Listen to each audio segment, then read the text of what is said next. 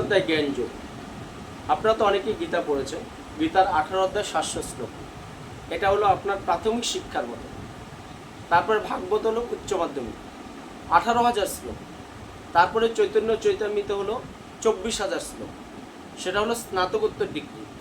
তাই আপনি যদি প্রতিদিন গীতা পড়েন, তাহলে আপনার জীবনটাকে আপনি কী করে পরিচালনা করতে পারবেন, সেই প্রাইমারি শিক্ষাটা আপনার এই গীতা থেকে অর্জন করতে পারবেন।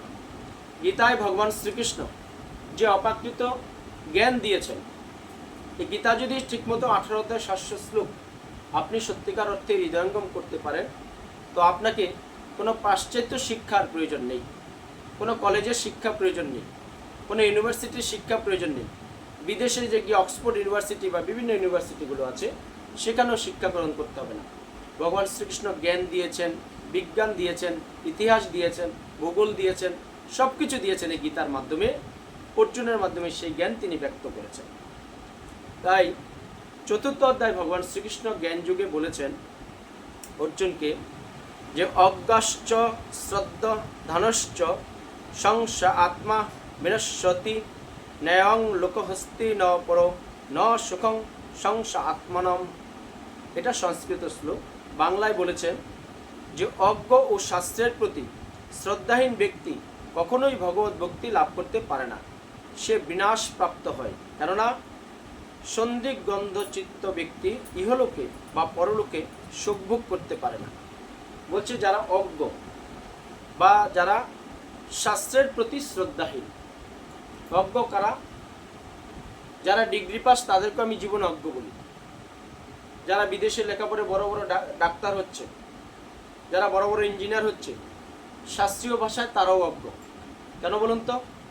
ভগবান শ্রীকৃষ্ণ গীতার 2য় অধ্যায় সাংখ্য যুগে অর্জুনকে বলেছেন যে হে অর্জুন, সেই প্রকৃত জ্ঞানী যে এই দেহ এবং আত্মাকে জানে। আমাদের এই যে পঞ্চভূতের শরীরটা, জল, মাটি, আকাশ, বায়ু, অগ্নি, এই পঞ্চভূত ছাড়া পৃথিবীতে কিচ্ছু হবে না। আজকে আমরা এই যে বিল্ডিংয়ের নিচে বসে আছি, এই যে এত সুন্দর প্রাসাদ তৈরি হয়েছে, এখানে পঞ্চভূত আছে। জল আছে, মাটি আছে, আকাশ আছে, বায়ু আছে, অগ্নি আছে। কারণ কি? আপনি হয়তো একটা ছাদের নিচে বসে আছেন, কিন্তু ছাদের উপরে যখন যাবেন দেখবেন আকাশ আছে। এই বাড়িটা যখন তৈরি হয়েছে জলের প্রয়োজন হয়েছে, বালির প্রয়োজন হয়েছে, মাটি থেকে যেটা হয়, জল, মাটি, বায়ু, বাতাস প্রয়োজন হয়েছে, আগুনেরও প্রয়োজন হয়েছে। কারণ কি? কাঁচা মাটি দিয়ে যখন ইট তৈরি করে, ইট ভাটায়, সেটা যদি না পোড়ায় তাহলে কখনো পাকা হয় না। তাই পঞ্চভূত ছাড়া পৃথিবীতে কিচ্ছু হয় না। তাই ভগবান শ্রীকৃষ্ণ বলেছিলেন যে আপনি এই পাঠ্যপুস্তকের শিক্ষায় শিক্ষিত হলে আপনি কখনো প্রকৃত জ্ঞানী হতে পারবেন না, যতক্ষণ না পর্যন্ত আপনি নিজেকে এবং নিজের শরীরে যে আত্মা আছে, যে আপনাকে পরিচালনা করছে, তাকে না জানলে আপনি প্রকৃত জ্ঞানী নন। তাই ভগবান শ্রীকৃষ্ণ বলছেন অজ্ঞ এবং শ্রদ্ধাহীন ব্যক্তি। আচ্ছা দেখেন, সবাই ভাবি আমরা সবাই সবাইকে সম্মান করছি। ভগবান শ্রীকৃষ্ণ বলছেন শ্রদ্ধাহীন ব্যক্তি কারা? তারা আপনার সামনে দেখাচ্ছে কত বড় ভক্তি, পেছনে গিয়ে আপনাকে বাজে কথা বলছে, উল্টো পাল্টা কথা বলছে। আচ্ছা দেখবেন যারা ধর্ম প্রচার করে, আমাদেরকে অনেক কথা শুনতে হয়, কিন্তু আমরা সেগুলো কি এই কানে শুনি, ওই কানে বের করে দিই। কারা বলে? যারা অজ্ঞ, যারা ভগবানের প্রতি শ্রদ্ধা নেই, ভক্তের প্রতি শ্রদ্ধা নেই। আমরা দেখেন কেউ ভগবানকে দেখিনি, ভগবানকে দেখেছি? আমরা জানতাম কি ভগবান মনে নিরাকার? না, ভগবান সাকার। তিনি পাথরের ভগবান নন, তিনি রক্ত মাংসের ভগবান নন, তিনি অপ্রাকৃত জিনিসের ভগবান। তাকে জাগতিক মায়া কখনো আকর্ষণ করতে পারে না। কারণ কি? যে ভগবান শ্রীকৃষ্ণ গোলকধাম বৃন্দাবনে বসে আছেন, সেটা হলো চিৎ জগৎ, আর এটা হলো জড় জগৎ। চিৎ জগতে কোনো কিছুর অভাব নেই, কিন্তু এই জড় জগতে অভাব আছে। আজকে আমাদের মানুষের এত অভাব কেন? আজ একটা পশু পাখি শুনেছেন যে অনাহারে অর্ধাহারে মারা গেছে? হাতি, এত বড় একটা বিশাল দেহধারী, তাদেরকে শুনেছেন যে তারা না খেয়ে কোনোদিন মারা গেছে? মারা যায়নি। কিন্তু মানুষ, পঞ্চ ইন্দ্রিয়ের মানুষ, চক্ষু, কর্ণ, নাসিকা, জিহ্বা, ত্বক, ভগবান দিল জ্ঞানেন্দ্রিয় 5টা। এই জ্ঞান থাকা সত্ত্বেও মানুষ এখন অনাহারে অধ্যাহারে কষ্টে মারা যাচ্ছে। কেন বলুন তো? আপনি যদি রাস্তায় মনে করেন একটা চালের বস্তা ফেলে দিলেন, তাহলে সেটা থেকে কোনো পাখি এসে কি করবে? যতটা প্রয়োজন সে খেয়ে চলে যাবে। কিন্তু মানুষ যদি দেখে যে একটা চালের বস্তা পড়ে আছে, সে পুরোটাই নিয়ে চলে আসবে। কারণ কি? আমরা আমাদের চাহিদার চেয়ে বেশি চাই, শুধু আরও চাই, আরও চাই, আরও চাই। আমার আজকে একটা গাড়ি আছে, কালকে 2টো গাড়ি চাই। আমার একটা বাড়ি আছে, আমি আরও 3টে বাড়ি চাই। আমার মনে করেন আজকে 4জন 5জন ঘুরছে, আমি চাই আমার সাথে শত শত লোক ঘুরুক। এই যে আমি চাই চাই চাই, কিন্তু আমরা একবারও ভাবলাম না যে যারা এই সকাল থেকে রাত অবধি আমি যাদের সাথে ঘুরলাম, যারা আমার সাথে থাকলো, তারা কি মৃত্যুর সময় আমার সাথে যেতে পারবে? কেউ কারোর সাথে আজ পর্যন্ত কেউ যেতে পেরেছে?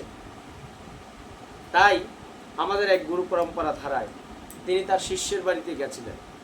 শিষ্যের বাড়িতে গিয়ে দেখলেন বিশাল অট্টালিকা, মানে কোটি কোটি টাকার মালিক সে শিষ্য। কি হয়েছে? সে মোটামুটি কোনোরকম গুরুদেবের কাছ থেকে দীক্ষা নিয়ে ওই গুরুদেবের একটু নাম জপ করে ভগবানের সেবা টেবা সেভাবে করে না। ওই গুরুদেব গেলেই দেখায় যে অনেক কিছু করছে, মানে যাকে বাংলা ভাষায় বলে অতি ভক্তি চোরের লোক যেটা বলে। তো গুরুদেব দেখলো যে না, আমার শিষ্যের এত টাকা পয়সা, তো কী হবে এত টাকা পয়সা দিয়ে? বাড়ির সামনে 2টো দারোয়ান, গ্যারেজে আছে 5-6টা গাড়ি, হ্যাঁ, স্বামী, তারপরে স্ত্রী, সন্তান, এদেরকে আরাম আয়েসে ছেলে বিদেশে পড়াচ্ছে, এলাই ব্যাপার। তখন গুরুদেব সারাদিন ছিল, গুরুদেবকে অনেক সমাদর, মানে অনেক কিছু করেছে, সমাদর আদর আপ্যায়ন, কারণ কি তার টাকার অভাব নেই। তো গুরুদেব যখন সন্ধ্যা হলো গুরুদেবের আশ্রমে চলে আসবে, তখন যখন নিচে শিষ্য তাকে মানে পৌঁছে দেওয়ার জন্য এসছে, তখন বলেছে গুরুদেব তার পকেট থেকে একটা 1 টাকার কয়েন বের করে বলছে, নাও এটা তোমার কাছে রাখো। তো হঠাৎ স্বাভাবিক যে আমি এত কোটি কোটি টাকার মালিক। দেখেন গুরুদেব যে শিষ্য, সেও গুরুদেবের প্রতি ওই যে বলছে না অশ্রদ্ধা, শ্রদ্ধা ভক্তি উপর থেকে দেখাচ্ছে, কিন্তু মন থেকে আসছে না। আজ আমরা এখানে ভাগবত ধামে এসেছি, যদি মনটা পড়ে থাকে নাতি পড়তে গেছে কিনা, বৌমা চা করে আমার শ্বশুরকে দিল কিনা, বা ছেলেটা অফিস থেকে আসলো কিনা, এইসব চিন্তা ভাবনা থাকলে আপনি কিন্তু এখান থেকে ভগবানের অপ্রাকৃত জ্ঞান আপনারা সঞ্চয় করতে পারবেন। মন চিন্তামণি যেভাবে চিন্তা করবেন সেদিকে আপনার মনটা ঘুরে যাবে। তাই কি করছে যে আমি এত কোটি কোটি টাকার মালিক, গুরুদেব আমাকে 1টি টাকা দিল মাত্র, এ টাকা দিয়ে কি হবে? তুচ্ছ মনে মনে ভাবছে, সামনে তো বলতে পারছে না, তাহলে গুরু অবজ্ঞা হয়ে যাবে। কারণ এই কথাটা জানে যারা শিষ্য, গুরুদেব যে গুরুদেবের কাছ থেকে দীক্ষা নেয় তারা জানে যে গুরু অবজ্ঞা মানে দশবিধ নাম অপরাধের মধ্যে পড়ে যায়। তাহলে গুরুদেব রুষ্ট হলে আপনাকে হরি এবং হরা কেউ বাঁচাতে পারবে না। গুরুদেব কিন্তু ভগবান শ্রীকৃষ্ণের তারা কি প্রতিনিধি, তাই তার কৌতূহল হলো।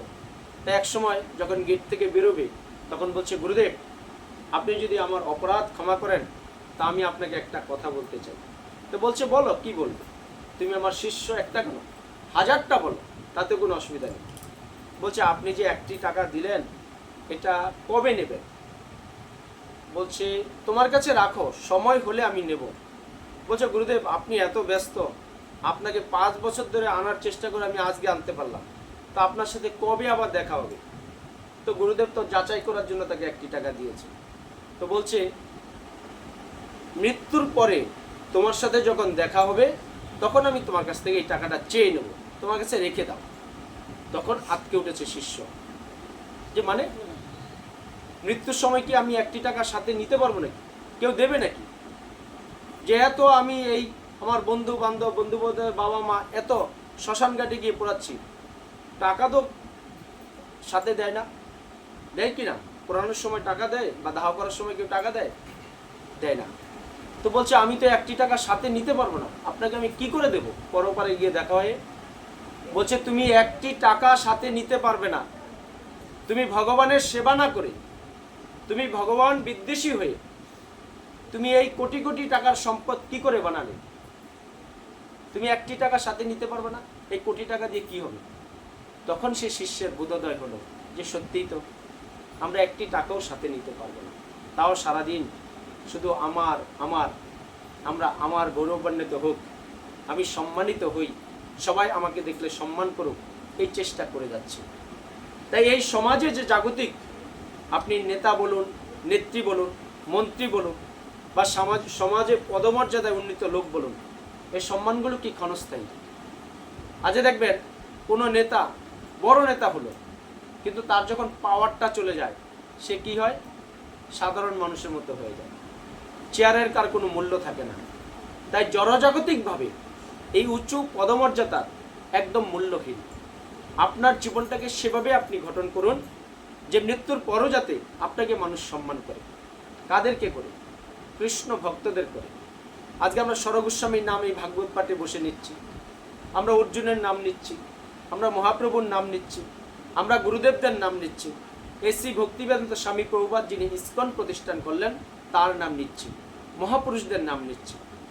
তারা বড় চেয়ারের কখনো তাদের লোভ ছিল না, তাদের একটাই ঐকান্তিক প্রচেষ্টা ছিল যে মানুষকে কি করে কৃষ্ণ ভক্ত করা যায়, মানুষকে কি করে তার দুর্লভ মানব জীবনটা সার্থক করবে, তাকে সেই পথে আনা যায়।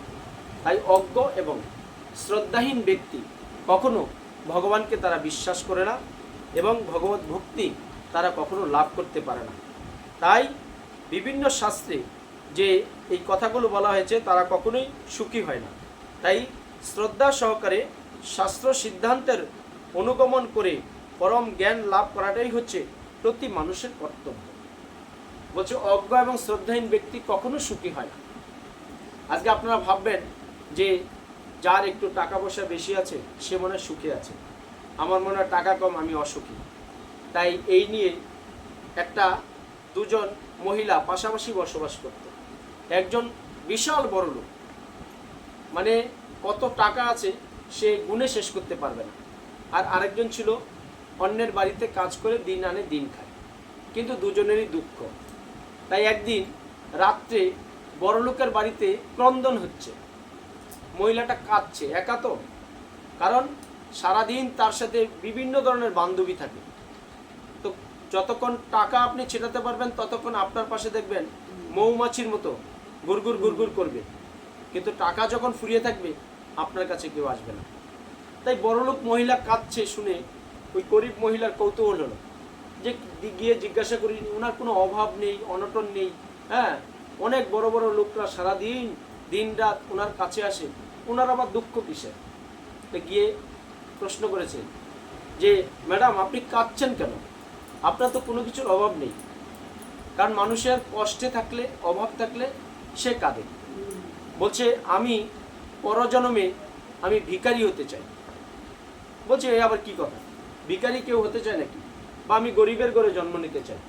বলছে কেন? বলছে দেখো আজকে মানুষ আমার এই চারিপাশে কেন ঘুরে? যতক্ষণ আমার কাছে টাকা আছে, কিন্তু টাকা আমার যেদিন থাকবে না সেদিন কিন্তু তোমার চেয়েও আমি গরিব, আমার কাছে কেউ আসবে না, তাই আমি গরিব হতে চাই। আর এই কথা শুনে গরিব মহিলা বলছে যে জানেন তো আমি খুব অভাব অনটনে থাকি, আমি পরের জন্মে বড়লোক হতে চাই, বড়লোক হলে আপনার মতো আমি জীবনটা লাইভ করতে পারবো। তাই প্রত্যেকটা মানুষের কি এই চাহিদা যে আমার এটা নেই, আমার যদি এটা হতো ভালো হতো। কিন্তু আমরা বুঝলাম না যে সামান্য জিনিস থাকলে সেটাতে কিন্তু আমরা সত্যিকার অর্থে আত্মসুখ পাই। আজ যদি আপনার একটার জায়গায় দুটো বাড়ি হয় তাহলে কি হবে? একটা ইলেকট্রিক মিটার আপনাকে বেশি আনতে হবে, আপনি কিন্তু দৌড়াদৌড়ি করছেন, আপনি ব্যস্ত হয়ে যাচ্ছেন, ভগবানের সেবা কিন্তু একটু কম হয়ে গেল। আপনাকে এই জায়গাটা কেনার পর দলিল করতে গেলেন, সেখানে সময় দিতে হবে। আপনি মিউনিসিপ্যালিটিতে যাবেন, মিউটেশন করাতে হবে, সেখানে কিন্তু সময়টা ব্যয় হচ্ছে। আচ্ছা খালি জায়গা কদিন পরে থাকবে? আপনার আবার ইচ্ছে হবে একটু বাড়িঘর করি, করে ভাড়া দেব, ভাড়াটিয়াদের দিলেন, আবার এগ্রিমেন্ট করতে হবে, সেখানে কিন্তু আবার আরও সময় ব্যয় হয়ে যাবে। তাই অর্থই অনর্থের মূল। আপনার যেটা আছে, আমার যেটা আছে, সেটা নিয়ে যদি আমরা স্যাটিসফ্যাকশন থাকি তাহলে কিন্তু ভগবানের সেবাটা অন্তত আমরা দেখবেন ঠিক সঠিক টাইমে ব্যস্ততার মাঝেও নিত্য কর্ম করেও আমরা করতে পারবো।